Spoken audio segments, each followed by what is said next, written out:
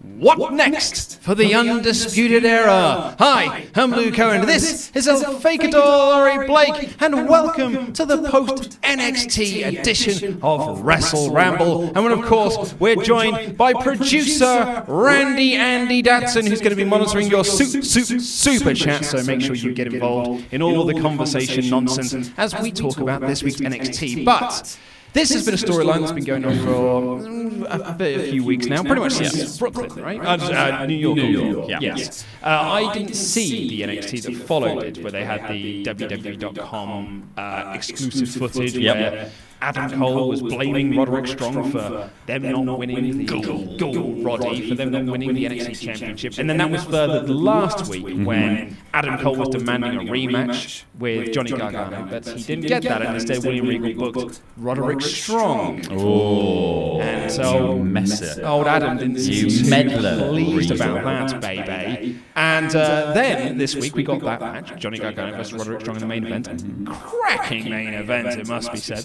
This was like nearly pay-per-view quality main event. It was, I thought it was terrific. So good. But the finish saw Gargano, so Undisputed Era came down. Cole came down first, and then Fish and O'Reilly came down afterwards. And Adam Cole's there berating Johnny Gargano and cheering on Roderick Strong. And then Riddle runs down and he takes out Fish and O'Reilly, and Adam Cole punches him. And then, for some reason, Roderick Strong went to go tap Cole on the shoulder and be like, "Cheers, mate." Yeah. Rather than focusing on what was happening in the ring. That's not too. And Adam Cole jumped up and kicked him in the face. And that led to Gargano hitting the slingshot DDT and getting the win. Yes. And then they were very unhappy about it afterwards. You don't surprise. It's like that gif of the guy who pops out the bin and just gets socked. That's it. Don't surprise Adam Cole when he's in fighting mode. Yeah, absolutely. He's looking to punch someone or kick someone in this case. And they kind of had this sort of tense stare down in the middle of the ring where Adam Cole was apologising to Roderick Strong, saying like, "Dude, I'm sorry, it was a mistake, blah, blah, blah, blah, blah." And Fish and O'Reilly essentially were playing peacekeepers. Yeah, like, sort of just in the way. Just being like, "Hey, lads, we're all undisputed, everything's cool, hands, and all this sort of stuff." And they did leave together, but also separately. Yeah, so Strong sort of just went, "All right, yeah, fine, whatever. Let's just go. I don't want to talk about it. Let's just go." Yeah. And led the way out, and everyone else sort of had to skulk along behind him. Kyle O'Reilly doing a sad guitar, as my air guitar gently weeps as he goes. And like Roderick Strong was turning around going like, "Oh, it was this close, so close to beating him." And it was a good angle. Me and Pete were talking about this last week. I think you and Pete were talking about the same thing. Just do not want this group to break up. No, not at all. No, I think this could. I think maybe this leads to a match where they just decide that it's fine. Hopefully. But I can also see the logic behind trying to break this group up, because there is a degree to which NXT has been raided for talent and splitting up as much of the Undisputed Era as you can while still keeping that a faction that exists makes sense to a degree, because you want a star like Roddy to be able to go to be in matches against Kyle and Bobby and Adam Cole, because these are the main event scene. Johnny Gargano is only so long for this world. You have to imagine, exactly. You can only imagine he's going to be on his way up pretty soon. They were after him a few weeks ago. Yeah, exactly. So like, splitting up the Undisputed Era might be the smartest move for NXT in terms of just what you do with your limited roster. Yeah. Not the best. No. But hold that thought. Randy Andy's got his hand up. I know there's an echo. I don't know what to do about the echo. Apparently it's been echoing from the beginning of the video, and it's quite bad. The echoes usually only last for like 5 seconds. Yeah, and then they stop for a few minutes now. It's pretty much every single message that I've had so far has been echoed. Is that... See in the window with you in? Oh, is it the camera's got... Right, hold on. Andy. Okay. Hang on, we'll fill time. Laurie, talk, you're on screen. Hi, yeah, so what we're doing is fixing OBS, or the thing we use to stream. Right. VMix. Has the echo gone now? Well, we won't find out for another... That should, in theory, fix it, because I think the onboard mic there was on. Yes. And that's what was doing it, which means the podcast intro and outro is going to be knackered as well. Oh, yeah. Yeah. Well, okay, we'll find out in a second. Anyway, so... you should be able to take it out. Yeah, live stream technical difficulties. Anywho, so... I don't want this group to break up, but what I could certainly see them going... I could see them going in two directions here, because if you think about it... We've got the thumbs up, thank you very much. If you think about it, we've got kind of three people on either side now. Yeah. If Roddy is splitting away, you can do Roddy, Gargano, and Riddle versus the rest of the Undisputed Era, set that up as a big six-man. Or... I could almost see them doing for the next takeover a triple threat of Gargano versus Cole versus Strong. Yes, I'd love that. And sort of really playing off the tensions of Strong wanting, because he's never won a singles title in NXT. And the whole reason he joined the Undisputed Era was because he wanted to get gold. His fastest way to the title. Exactly, yeah. So I could certainly see them going in that direction. I think that'd be fascinating to go in that triple threat direction. But really, at the end of the day, I don't want the group to break up. No, I think it's one of those things where they could also do, like, I also feel like the main roster's probably got its eyes on Adam Cole specifically. Yeah. And I think NXT would try to keep the Undisputed Era for as long as possible because they are just the best and the biggest thing. But yeah, I can see them pinching Cole and then repositioning maybe Roddy as the leader of the Undisputed Era that's remained, like, I think there's many options with the Undisputed Era as a brand that you can do, whether it's like there are factions of it within all the different with SmackDown, Raw, and NXT, like NXT UK included, like, or whether it's this is Undisputed Era only exists here, and there's a new, fresh, like, turnover, kind of like the Bullet Club in New Japan, like, you know, with the constant kind of portrayals and stuff. I don't know. I think there's plenty of options here, but I really like the idea of there being a strong Gargano and Cole three-way match. Yeah, for the next takeover. Well, that is going to be Takeover San Jose, which is the... I mean, it's unconfirmed as of yet whether we are getting that show. Yeah. But it is rumoured to be that we are getting a proper takeover show there.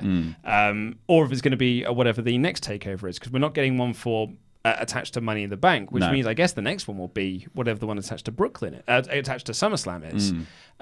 So it's quite a while. I suppose we've got a long time to get to the next big takeover show. We've got months, in fact, really. So I like the idea of going down this triple threat route, or maybe just playing up this sort of six-man war of the good guys versus the bad guys. And I kind of get what you mean, so, but like I think my reservation with Roddy as the leader of Undisputed Era with Adam Cole split away is that that's always going to have, like, I don't know, it's just always going to feel like a lesser version of it. Yes, yeah. I think that will be, that is the problem, is like it probably should just...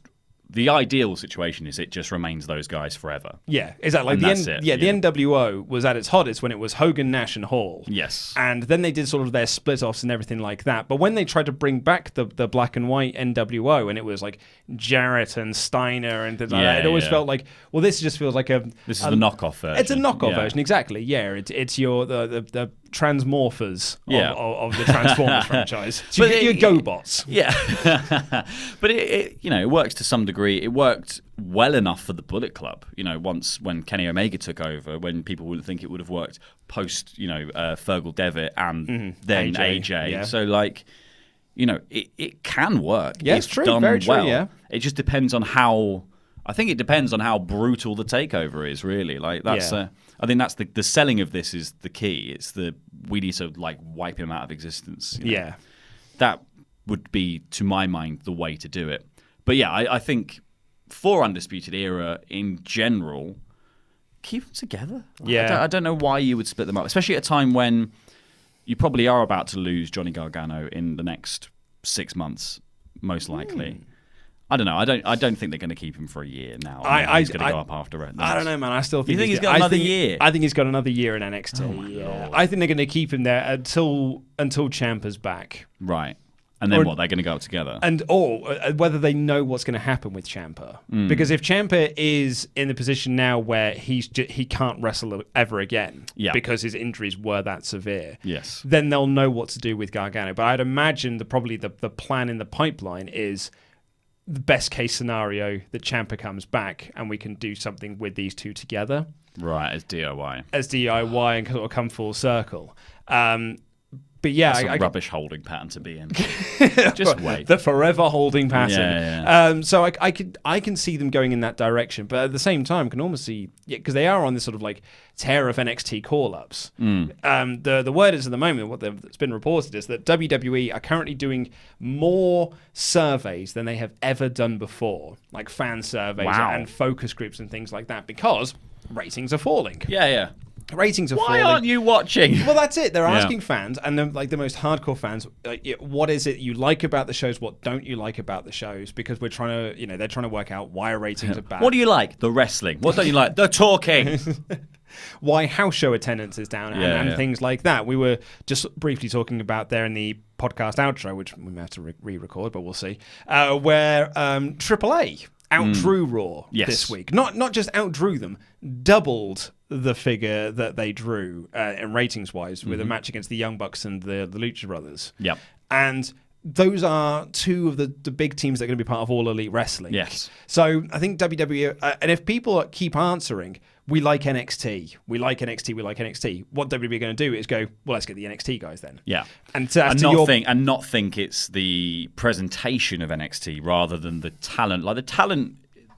The people on the main roster are NXT guys. The majority, the vast like majority of people on the main roster of WWE have been through the NXT system. Yeah, they all know how to have those matches. Yeah. But you don't let them have the matches. Yeah. So that's what you get. Yeah, the current Universal Champion is an NXT guy. Intercontinental Champion is an NXT guy. Yep. Who is the US champion? Joe, he's an NXT guy. Yeah, so all these NXT guys are like on the main roster and sort of running wild. Becky Lynch is an NXT girl. So it is. I could see them, having a big sort of pilfer of talent there and being like, oh, well, the answer is we'll just bring all these people up before October when All Elite Wrestling starts, probably on Turner, on TNT or TBS, as a way to combat that. And maybe that also includes the Undisputed Era. I think NXT is going to get raided even further. I think there's probably going to be more superstars shaking up than we could possibly imagine this year, as they continually shuffle things around until they find the formula that works. Absolutely. To be like, oh, thank God, someone's finally watching. Well, yeah, I mean, there was always that question of like, where is Nikki Cross gone? Because she wasn't assigned a brand. And word is she's going to Raw. And if she's going to Raw, then Killian Dane is also going to Raw. So all of Sanity is on Raw now, with the exception of Alexander Wolf, who's on NXT UK. Yeah. So the whole plan to split them up might have just brought them all back together, because they just keep like shifting things around still. Yeah, it's just... But anyway, we've got way off topic. Let's talk about the main event, though. I just thought this was an excellent match. Lots of like really good mat wrestling early on, lots of pin attempts, lots of counters, just really great stuff. And I thought everything just felt so vicious. Yes. Everything felt so like really brutal and vicious. Like Strong went into this match wanting to win. And it's funny as well, because one of the things that Ollie and I criticized WWE matches a lot is, particularly like if you look at the Roman Reigns match, where Roman Reigns is worked over for 90% of the match, and then he makes his big 10% comeback, ooh-wah, I win. Yes, yeah. And that was... all I've got to do is one move, so... And that was sort of this as well. Roddy was on top for the large majority of this match, but it never felt like Gargano was boring. There was not a rest hold in sight. It was just Roderick Strong using his in-ring prowess and targeting certain areas to work him over. But Roddy, it was interesting as well, though, because it was actually like Roddy didn't hit as many like backbreakers as he normally hits. So like setting up for Roddy's finish, he didn't actually ever quite... Every time he tried to go for a move that would be like, I'm going to work over the area where my finish is, Gargano countered. Yeah. Or like got out of it, or just moved out of the way. Or there was a lot of like very clever, like subtle countering stuff going on here that just kept it just being like, oh, he's doing his stuff. Like Roddy did some really cool bits here, but they weren't necessarily his normal shtick. Yeah, which I really liked. There was some really cool stuff in there. Like the wheelbarrow catch on the baseball slide was amazing, absolutely incredible. And like there was this moment when like Strong chopped Johnny Gargano really hard, and Johnny just got up and was just asking for more. And it felt like Roddy then answered by stomping him. Like he chopped him a couple times and then stomped down. It felt like he'd got under his skin of being like, "Oh, you little mother effer! Like, don't do this to me." I thought it was some really good stuff though. And like as the Ronaldo chops said, in the corner, the chops, so good. Yeah, okay, let's talk about that because it might have been the best spot of the night. But it was Gargano had Strong in the corner, and he chopped him very, very hard. And a bit of phlegm. Strong had a big mouth of phlegm on him, and a big gloop came out of his mouth and seemingly landed in the crowd. It went out that far. Ranallo was calling it the splash zone and things like that. Just brilliant. And Gargano was playing it up because the crowd were reacting huge to it. Yeah, and he was really smirking. And so they did it again. And you could almost see Gargano letting Strong get him as much phlegm in his mouth as possible for this final chop. I've been like, you got enough yet? He's like, give me a second. Yeah. Just getting as much as he could for this final chop so he could go ginormous amount of phlegm following the crowd. It was so good. Yeah, it was amazing. I loved it. I want the slow-mo guys to film that. It was incredible. What a spot. Absolutely loved it. And there was some really, really good stuff in this. And then eventually we got the Undisputed Era rundown and the finish with the match. So, answer the question then that we started with the top of this and a very echoey part of this show. What next for the Undisputed Era? Do we think they're going to be ending up for a split, or to your point, are they going to kick Adam Cole out and have Roderick Strong lead this new version of the Undisputed Era? I think more likely. I really like the idea you said of having the three-way match, and I think maybe this is the plan. Like maybe this is all part of the plan, is to be like, we'll pretend we're splitting up. Yeah. We'll do all this stuff.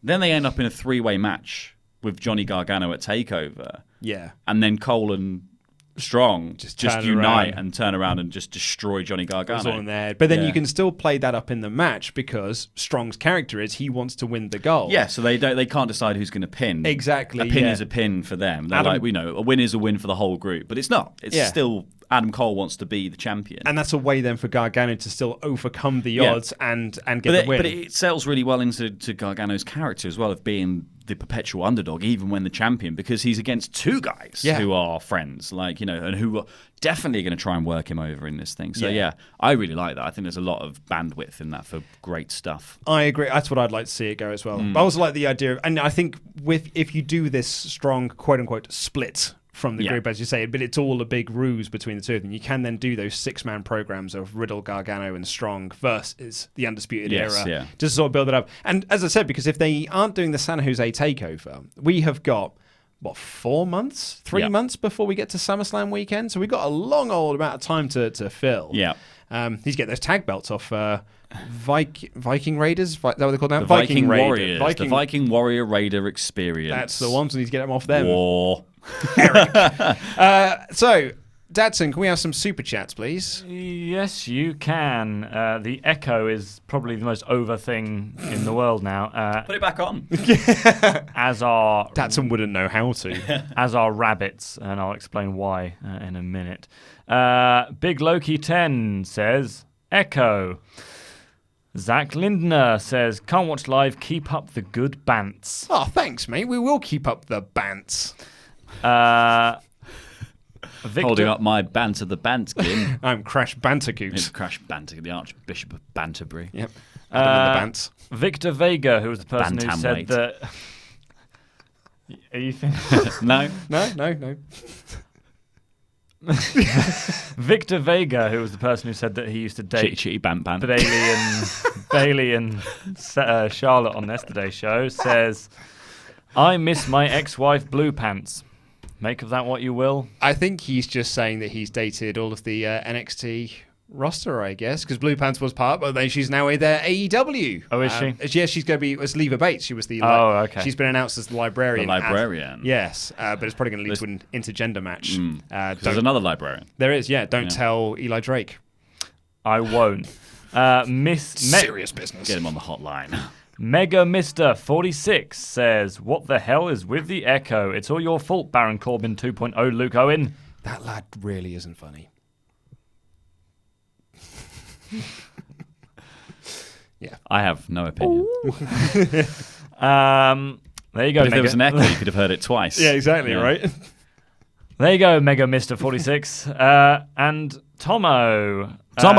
So he messaged to say, oh, how much did I give today? And I just made a joke like, oh, as much as you want. And he gave a very large, I won't say what it is, but he gave a very, very large amount. And he asked me why he should give me that much. And I said, because I need a new rabbit. And now the fact that I need a new rabbit is really over in the chat. So are you going to get a rabbit now? I feel like I have to.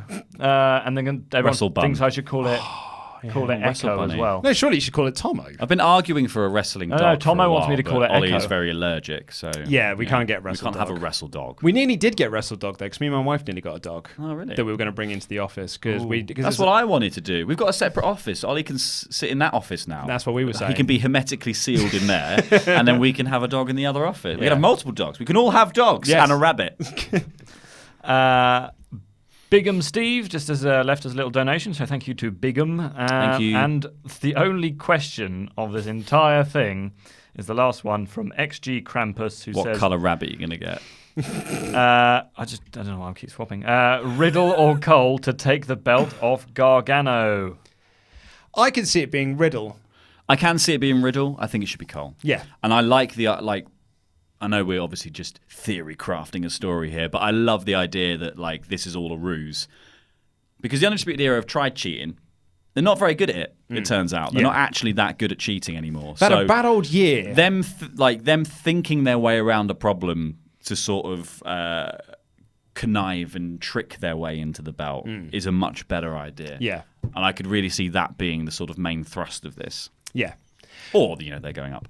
Yeah. But on your rabbit discussion, which obviously is the more pressing matter. Yeah, we've got another message as well. So okay, carry on. No. We'll talk about the rabbit in a minute, mate. Well, I don't know what the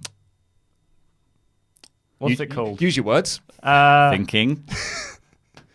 Currency in South Korea is, but Elizabeth Mazur has given us 6,000 of them. So thank you to. I'd imagine it's huge. I mean, I don't know either. Do they come in coins? Can we take them out in the bank and pile them up like Scrooge McDuck? But yeah, thank you very much, Elizabeth. Thank you so much. You guys are great. It's hard to keep up in South Korea, so I really appreciate y'all even more. Thanks, love heart emoji. Oh, well, thank you very much. That's very, very kind of you. I genuinely am blown away by it. To be honest, I'm blown away by any donation that we get given, even ones that call me Baron Corbin, because, we don't have hair. No. It's hilarious. You don't have hair. I've got loads on there. It's all hidden away, mate. I just retracts at night. Yeah. Oh, that's smart. Yeah, I need to work out. Like a Play-Doh person. Yeah. You just press down on the top and it grows out. So apologies again for the echo that was the start of this. It was actually my fault. I clicked a button because I thought I'd clicked off something, and I was like, oh no, what did I click off? I think it must have been this. Oh. What it is, I turned on the microphone of the onboard mic of the second camera, which is meant to be off. Another one. So that's my fault. He's got another one. Oh, I've got another one. Sorry, yeah. And then we'll crack on into the rest of the review. True Dill, who says, would it make Adam a Triple Crown champ if he wins? Yeah, because he's been tag champ, NXT North American champion, and he'll be NXT champ. Mm-hmm. Yeah. Cool. Well, anyway, let's crack on into this show. I feel that you and I haven't had this discussion yet. Right. The NXT intro, the new one. Dislike. You dislike it? I dislike it. So you dislike... Because I think the actual song is good, and I think the second half of it is good, but the bit where they're all looking at the going, is lame. I don't like the song. It's too aggressive. And it might be I've said this before, it might be the time of the morning that I watch NXT. But I'm just having some tea and some toast, and I'm a bit like, this is a bit full on. Bit much this. Oh, chill out. Start Corey, come on, mate. Yeah, I prefer the last song. Yeah, I really like the last intro. But I like the shots where I don't like the shots where they look pretending like they're in a rave in a ring. Yeah. But I like the walking shots coming through the smoke. I like the roster assembling and stuff. I just don't think they should have really been singing along. Yeah, that's the bit I think is pretty lame. We were coming back in the car from my in-laws at the weekend, and it was a beautiful summer's day, beautiful spring day. It was like the most beautiful an outrageous spring day. Oh, wasn't it just? It was the most beautiful day we've had this year. We've had I'm ginger and I've got a tan. It's been stupidly hot here. And it was days after I'd got my head shaved as well. I didn't know what to do with myself. I was like, what do I do to protect this now? You slather it in suntan lotion, and every time you creep from a shadow, more. Just keep going. Ideally, if you can set up some sort of shower system so it just constantly pours Sultan on you, that would be fine. Or just get a hat. And we were driving back, windows down, all that, and a Slipknot song came on my shuffle playlist. My wife's face the entire time was just like, this is not summer appropriate. This is not summertime. And I was like, no, this is Hey, good. I'll be doing whatever goths do in summer. But this show kicked off with the Forgotten Sons coming out. Speaking of music, that's a bit much. And it was Jaxson Ryker in action against our boy, Humberto Carrillo. Yeah, before Humberto came out, I'd just written, Jaxson Ryker's going to squash some mug. And I was like, no, Humberto! No! But actually, this turned out to be a very good thing because Humberto Carrillo's selling is because he's so flexible and like acrobatic. You just go like one chop and he's just like off into the distance. Away from it. Yeah. This is the exact sort of squash that Jaxson Ryker needed, right? Yeah, like, absolutely. I watched this and I was like, why wasn't he doing these ones before? Why weren't they just pairing him with someone higher up the roster that he can just chuck around, who will sell it properly, make it look like a believable, fast-paced, mount a little bit of offense. That I love the fact that he Carrillo does some quite cool stuff, mounts a bit of offense, and that pisses Ryker off. And then he's like, right, well, now I'm going to destroy you. Yeah. And it was such a good beatdown. It was so good. Beatdown, yeah. Where he slams his head into the barricade and Carrillo just takes it like almost on the cheek. He just goes, boom, right into it. It's so good. Because Carrillo was like actually mounting some sort of offense against him. Like he hit this big springboard, like drop kick and Hurricane Ranas and stuff. And like Ryker just like he lost it because... and I do think you're right that this is the squash that he needed, but I think he also needed those other squashes to set this one up. Yeah. Because he's now like, I'm expecting to just go in there and squash a mug.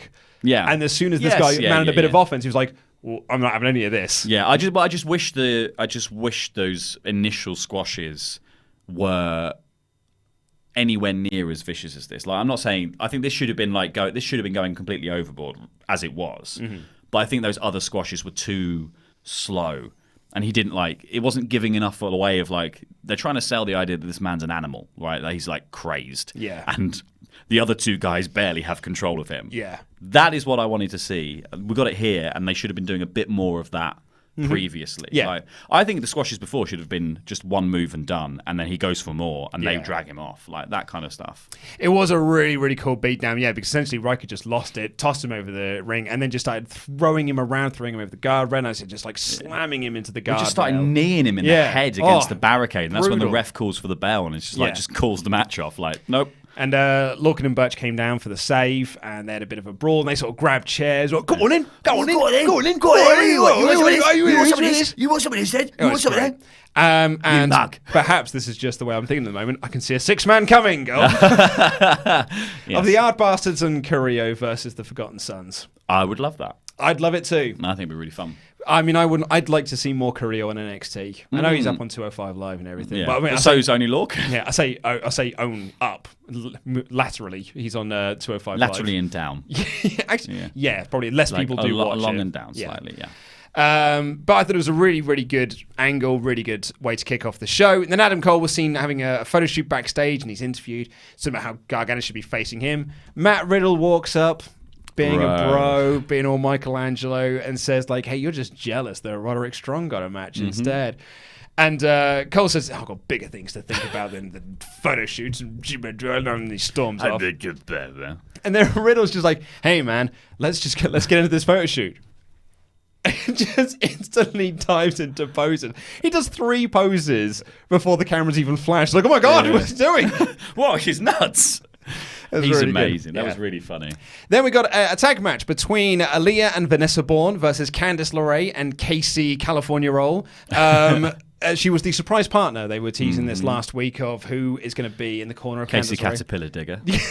So it turned out it was Kacy Catamaran, and she came out to do some Ninja Warrior stuff. Yeah.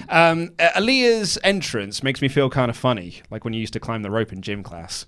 And it's just my only note I really have on this match. And I mean, basically this match, as I've called it here, this was Fisher-Price, my first tag match. Yes. Until Candice LaRea got in. Yeah, and then it was suddenly she's a different class, isn't she? Yeah. But also leaps and bounds. But it's I get the idea that Kacy is kind of a big signing for them, and in the fact that she's got a more universal appeal than outside of wrestling, because a lot of people watch American Ninja Warrior she was the first woman to do one. I don't believe to that's the complete case. one. Yeah, hold on. Something.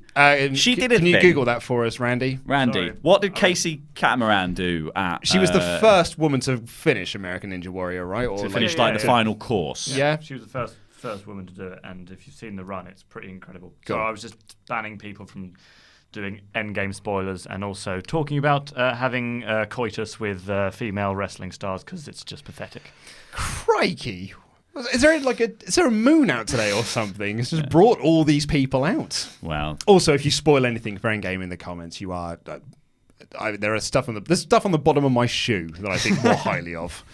We're seeing it tonight. Anyway, we're seeing it tonight. Yeah, but yeah, Candice got. I think Kacy is really cool. I think she has got a lot of upside. Yeah. She is someone that they are gonna just love on the main roster. But this is what she's I mean, gonna get over anything on the main roster. Well, this is the thing. She's got a good she's very small, and she's gonna go straight into that sort of underdog role.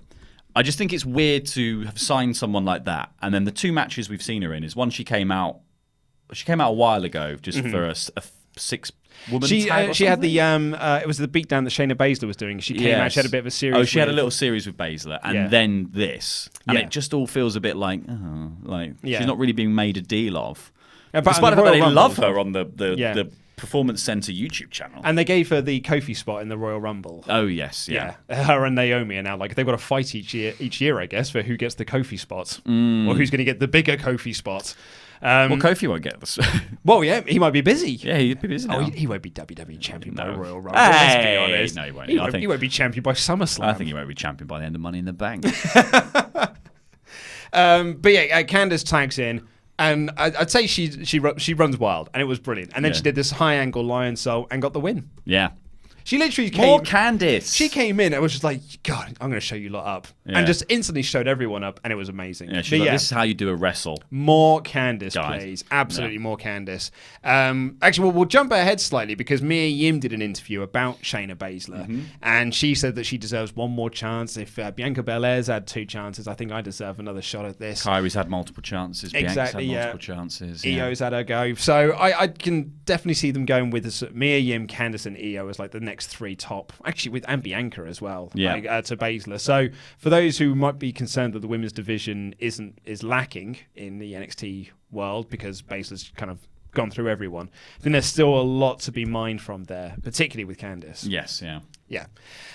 We got the recap of Kyrie being beaten up by Shayna Baszler last week. Although she seemed fine on SmackDown, so who knows? I think she was all right. It might not be real.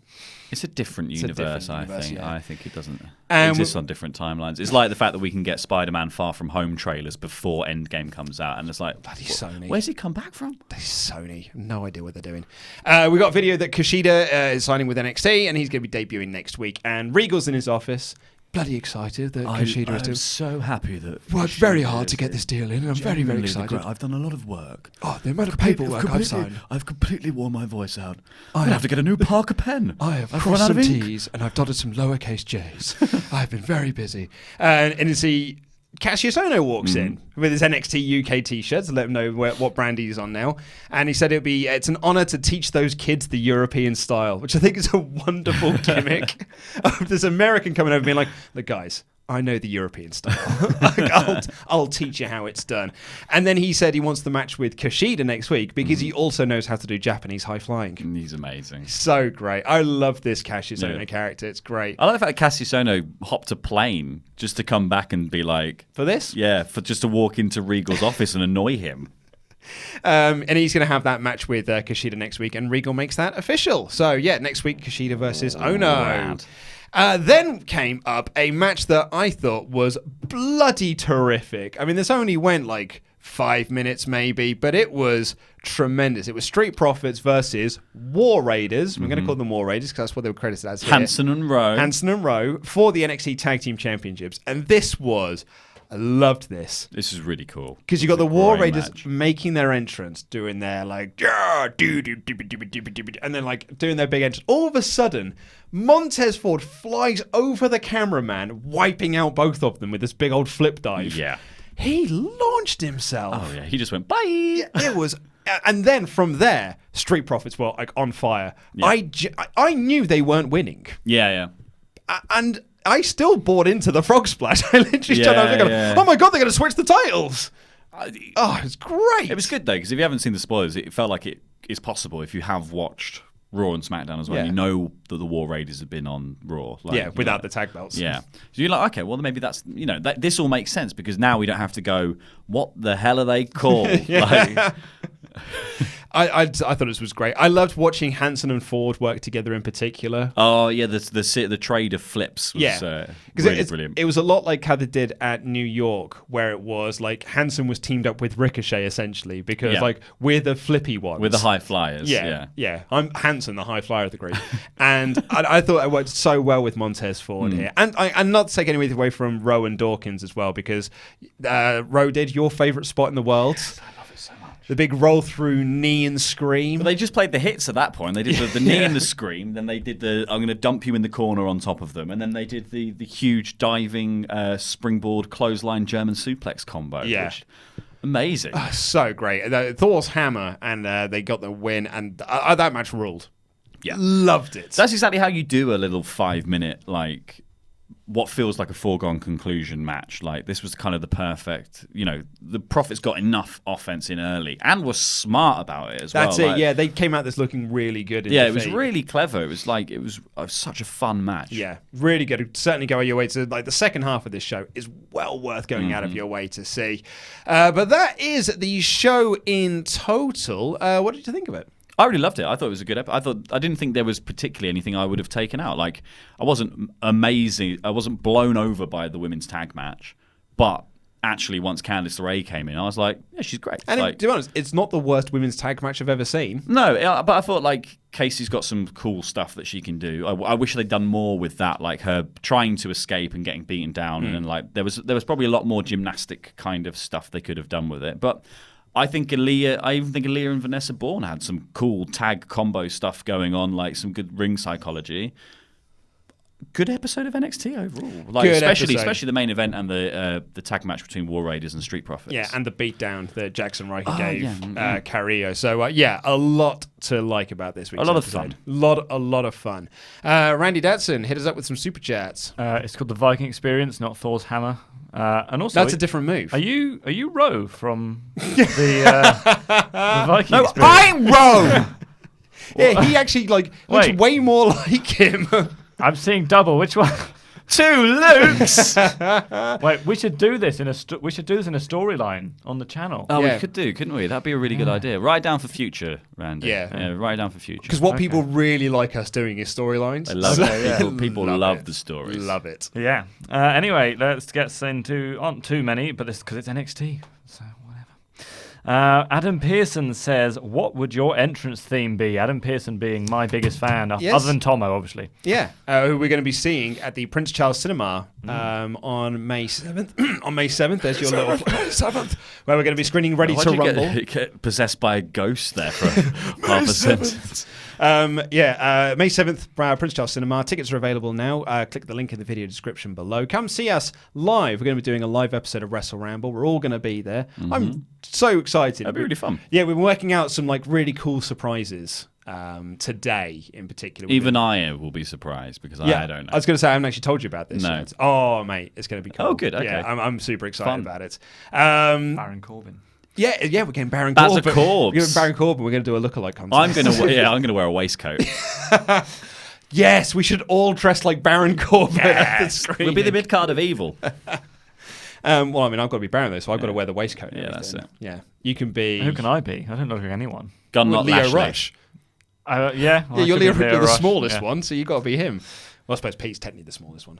Was there a question? Interesting. Yes, absolutely. Yeah, I got so distracted by plugging stuff. But thank you again for your donation. Thank you for joining us yesterday as well. My interesting, I've always said it will be Last Cup of Sorrow by Faith No More, because I think it's just got a really crunchy guitar opening. And I always thought it was cool, because it's like, but it's got some cool piano stuff in the background. to go with that. I'm on thematically. I'm just going to go with PJ and Duncan's "Let's Get Ready to Rumble." Nice. Let's I like get it. ready. Let's get ready. Let's get ready to rumble. Watch us wreck the mic. Watch us wreck the mic. Watch us wreck the mic. Psych. Psych. And this is where I appear from the stage like old school Rey Mysterio. Yeah. Psych. Yeah, except my knees aren't as good, so I'll just like Ray is now. I always thought that was funny as an opening because they're like, watch us wreck the mic, and then go, psych. So are you not going to wreck the mic? What are you going to do to the mic? Just give it back if you're going to. Exactly, yeah. Watch us wreck the mic. Stop messing about. Yeah. Yes, that would be my theme. I would do Elton John's Saturday Night's All Right for Fighting, because I think that's got quite a good... What about Elton John's Your Song?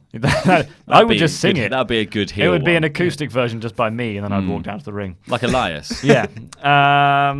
Let's go. Ring Profits WrestleCast says, I watch from Dallas, Texas every morning. Keep it up.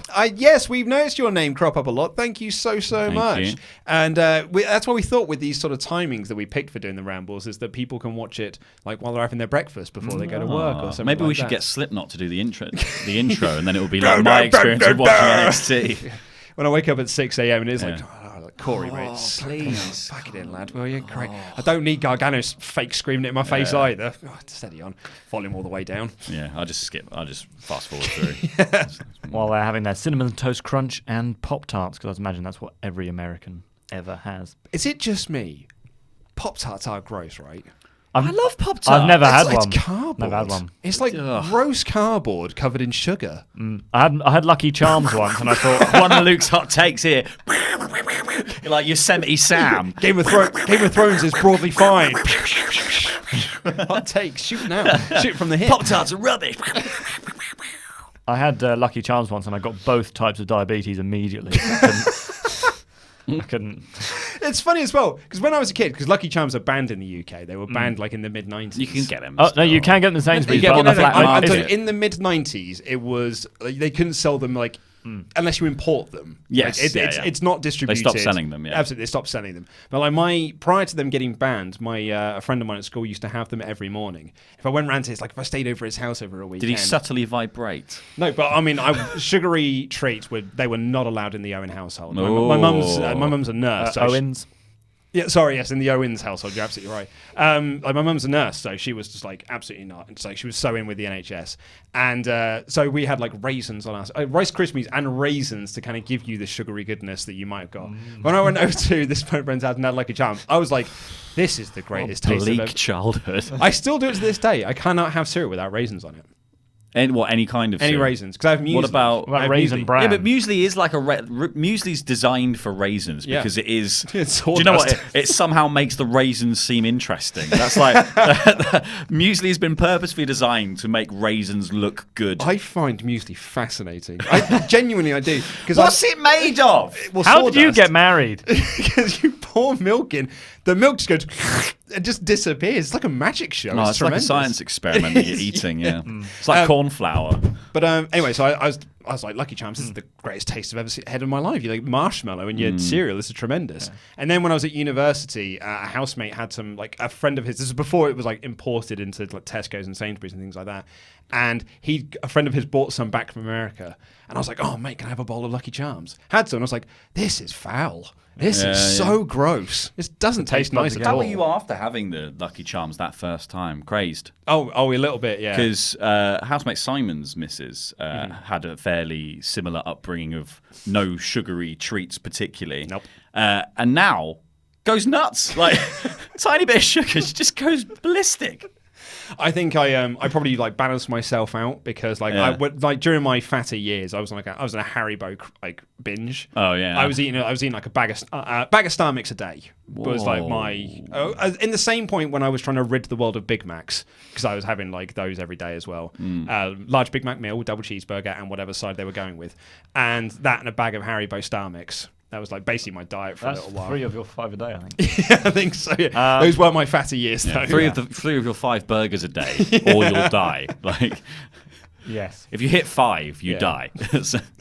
But I think we should say to any American coming here, prepared to be disappointed because like all the sugary drinks are less sugary here. Like Fanta is actually orange here, whereas it's kind of fluorescent, glow in the dark there. We don't really have Mountain Dew here. No, because it's gross. And there are quite a lot of drinks that we just don't have. A lot of cereals we don't have, like Fruit Loops we don't have, just because they are so unhealthy that they are banned. Yeah. But Expect to Fight gives us a little donation, no message, but thank you to so Expect much. to Fight. Dippy Dip says, what Good do you name. think of KO versus Kofi? I'm in for it. I just think it's a bit too soon. But I think their hand was played against them because of the Daniel Bryan injury. Yes, yeah, I think I think it's gonna be a great match. Yeah. I think it's gonna be fantastic. I just think Owens needed a bit more face time. That's and it. then the heel turn. Yeah. Especially because I just think Owens and New Day, like Owens being the third member of New Day, So is much something fun. I just want to see. It's like when he was messing around with the Young Bucks stuff. It just feels like that kind of same thing. You know? Absolutely, yeah. Jet 2012 says, what do y'all think about Strong versus Gargano versus Cole? But the whole Strong turn was a swerve and he helps Cole win the title. That's exactly what we were We talking said about at the start, that. mate. Yes, that's exactly where we're going with this as well. I think that's a great idea. Tomo. Forgotten how to type because he says Kushida best is. I mean, yeah, he's not wrong. He is great. Jobber the best J- is. His best is. Jobber Is J- he the best is? Is he the best is? He's the best was. I'll give you that. Yeah. Or the best there ever will be. Or the best are. That's Natalia. Jobber.jj496 says, when will the War Raiders lose the belts? I don't know why he's Scottish. I'm guessing whenever they do next takeover. Because You think takeover? Really? Well, like the San Jose one, if we get the San Jose one. Because the San Jose one, I believe, the way that it's scheduled in the calendar, is that it's the same time frame that they're doing the Saudi Arabia show. Right. So the majority of like the main roster, well, I would say not majority, but a lot of the main roster guys are going to be going over for Saudi Arabia, whether they do the Greatest Royal Rumble again or not, I don't know. But that then frees up some of your NXT guys to go back and do something there, including the War Raiders to go drop the belts. I think sooner would make more sense. The question you've probably been expecting, Luke, from Jer Personen, what is your favourite flower? Ooh, daffodil. Self-raising. What's a daffodil? What is a daffodil? Well, I can't remember what daffodil looks like. It was just the first one that came It's like to a my head. narcissus. It's a yellow one. Is it the yellow one? Oh, yeah, that is a pretty one, isn't it? Yeah. I'd go with that one. I think it's my wife's favourite flower. I think that's The why it's daffodil. yeah. I think What that's about you, Laurie? Self-raising.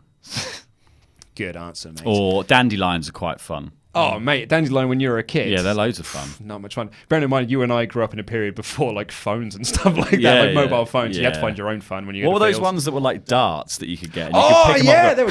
They were great. They were- Yeah, oh, mate, throwing those at friends, Amazing, brilliant. yeah. The ones and they get stuck to your clothes. Yeah, oh, they were brilliant. There were some banging plants. If you went out looking in the UK, there were some banging plants. Banging plants when you're going out and building a den. Oh, it's great. Great stuff. Great stuff. You kids don't know these days with your phones. With your phone Too busy playing Angry Birds. You could just be doing that with a bit of grass at your mates. and your internet and Yeah. whatnot.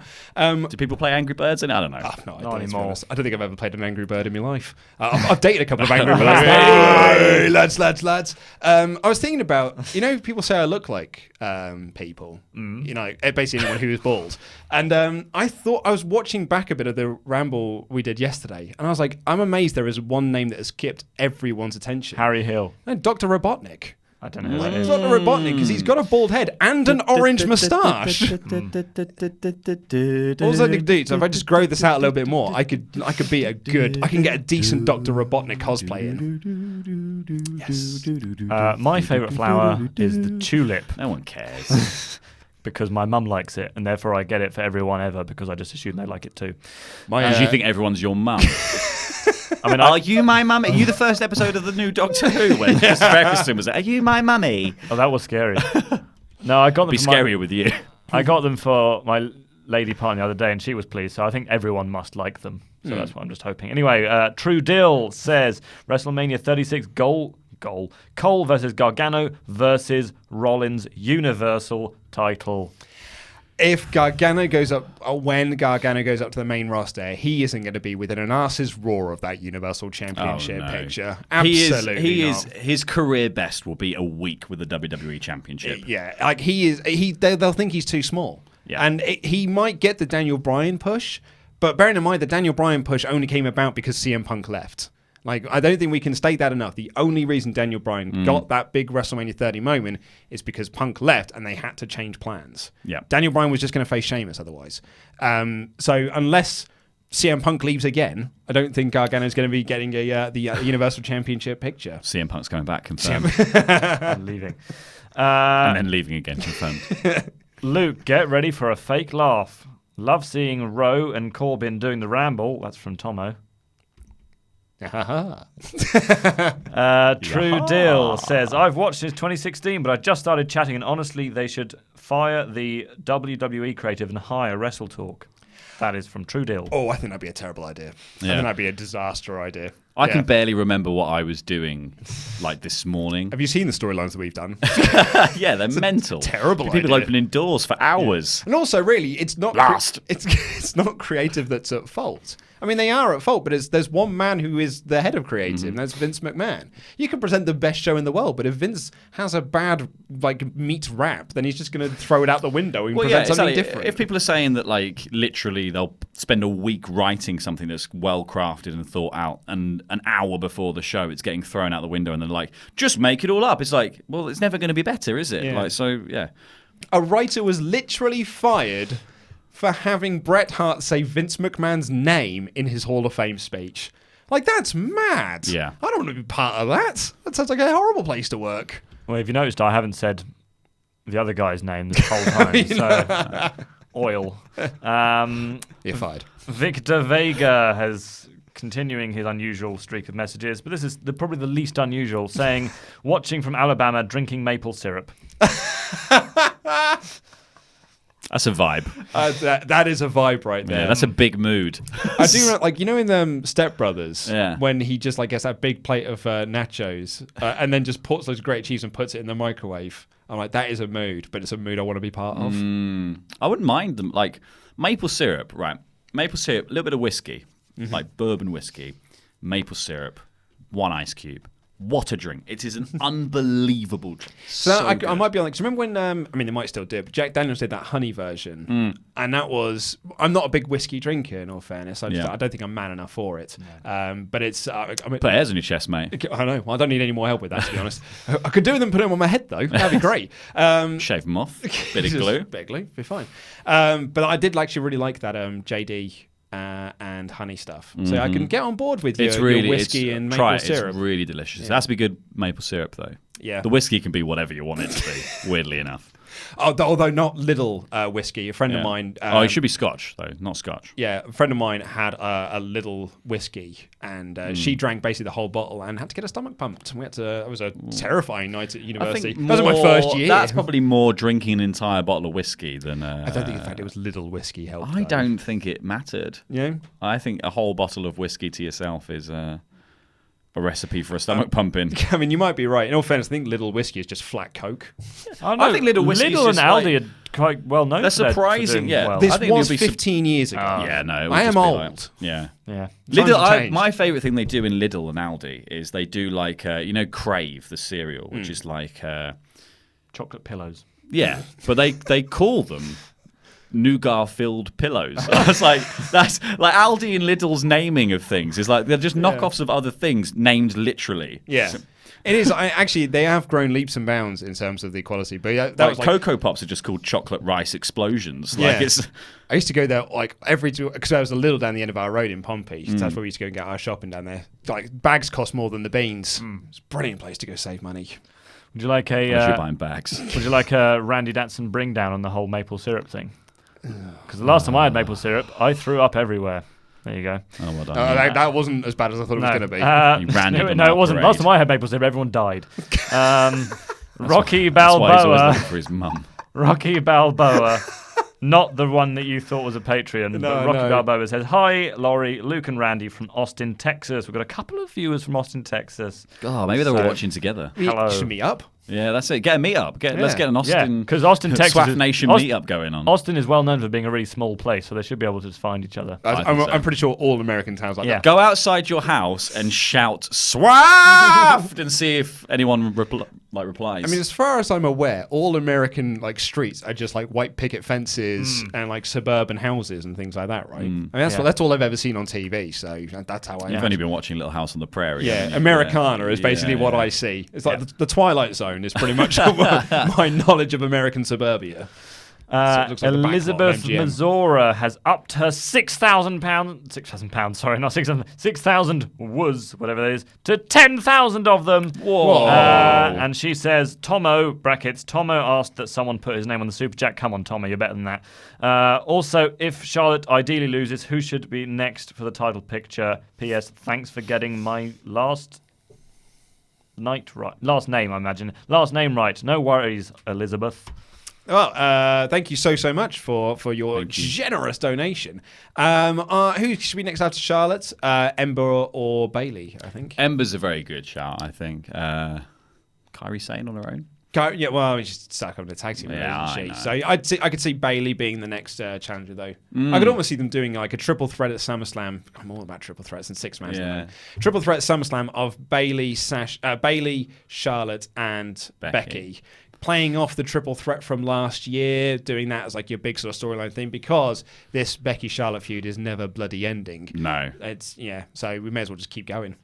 Yeah, I can't really picture anyone else in that scene. Well, that's it. Me and Ollie were talking about this Baszler coming up and being the next challenger would be great. Because the problem they've had, and this is their own fault, it's their own doing, is they've spent the last year building they're building two people, but then building Ronda and Charlotte, and then accidentally having to build Becky. Yeah, and then Ronda's gone. Now Ronda's gone, so you're only left with two of them. So now everyone else is just completely flattened out and doesn't feel special at all. No.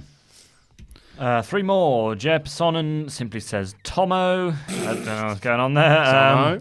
Xander_LS11 says watching from Georgia, studying for college finals. I'm assuming that probably means he's best friends with AJ Styles. I think so, because they're all from the same suburban streets. Yeah. Well, good luck in your finals. I was very bad at studying because I didn't do it.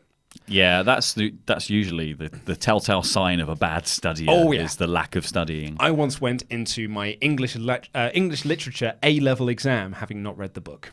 Wow. Yeah, and still got a C. That's a level of studying, not studying, that even I didn't stoop to.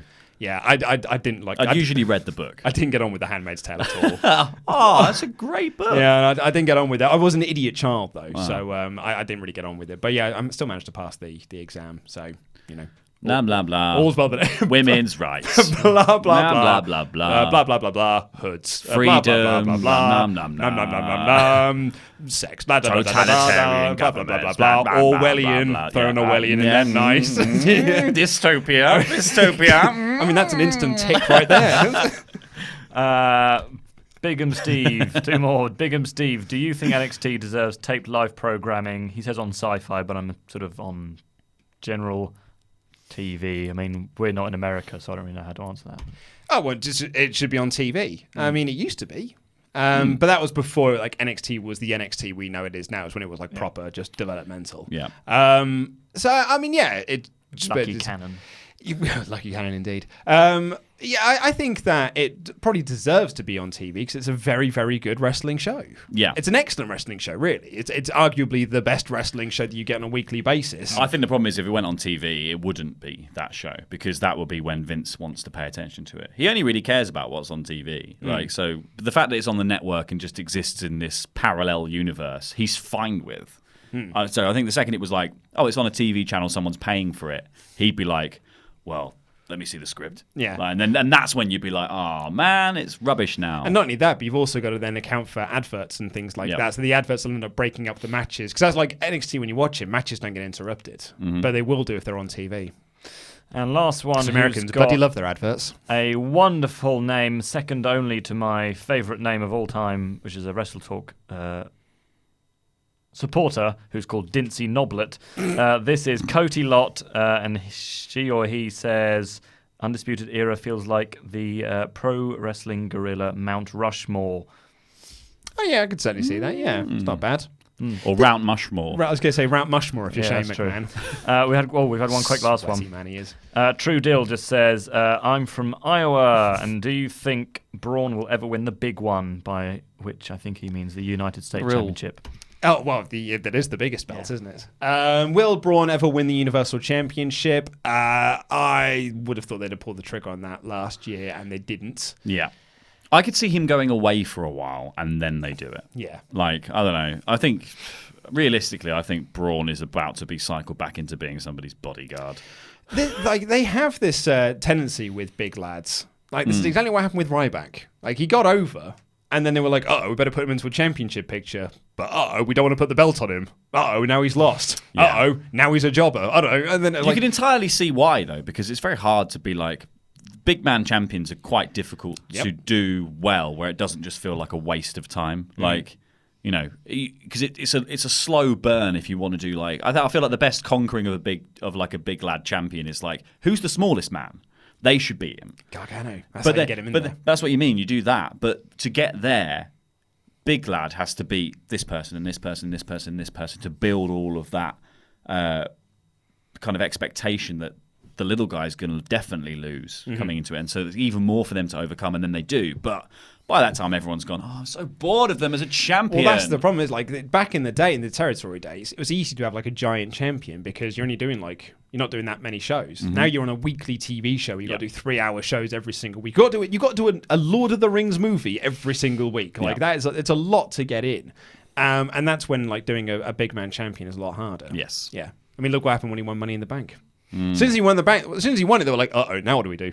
Yeah. Oh, God. We've now got to try and keep like manufacturing way for him not to cash this in, because the way he's been booked is just like, he'd eat it and win the title. We got any more? Is that all of them? All. Well, it's time to do some Patreon shout-outs. I'll move this across so you can see it right there. Let me just actually make it a little bit bigger for you. That's what she said. So if you want to get your name read out in the Patreon shout-out section, all you've got to do is become one of our awesome pledge hammers on Patreon at the $25 and above level, and you'll get a shout-out in this portion of the show, along with a super cool wrestling nickname that usually I come up with, which is why some of them are very laboured and often a bit pants. I don't understand them at all. So starting off with, he's strong, Justin Roderick. Woo! Also get a cheap off. Lovely. The life of Jordan Riley. Yeah. Wonderful. The Chronicles of Stefan Riddock. Yeah, like Riddick. Yeah. I get that. King of the Super Chat, Jay-Z. He is Or one of JZ. Woo. Rita Repulsa's right-hand man, Jeremiah Golder, but it sounds like Goldar. I don't get it. This is another Power Rangers reference. You can see what mood I was in. Jason Ayayayala. Oh, right, okay, yeah, sure. Ay. Ay. Razman's Reality. Woo! yeah. Lovely stuff. The difficult surname, John Inahuazo. Yeah. Well, that comes from the fact that during the Super Chats for WrestleMania, he donated a lot during the live streams. But I kept saying his name wrong. We butchered it wrong. Every time. So it was like, I'm going to become a pledge hammer just so you have to say my name. Oh. I would go for Inahuatso, possibly. Inahuatso? I don't know. In a wazoo. Kacy Catamaran. Praise him, Jonathan Prieston. Yep, get it. Good stuff. Mad Dog Joshua Maddox. Woo! Xandermania running wild. There he is with with his t-shirts. If you sing, Travis. If you sing, sing by the band Travis. I don't know. All the love you bring won't mean a thing unless you sing. Should have gone for Flowers in the Window. Sing. I was basically trying to think of any Travis song. It was the first one that came into my head. Right, that's all we've got time for. We've got 3 more. Oh, yeah, we have. Sorry, it's because they were on a separate page. Sorry.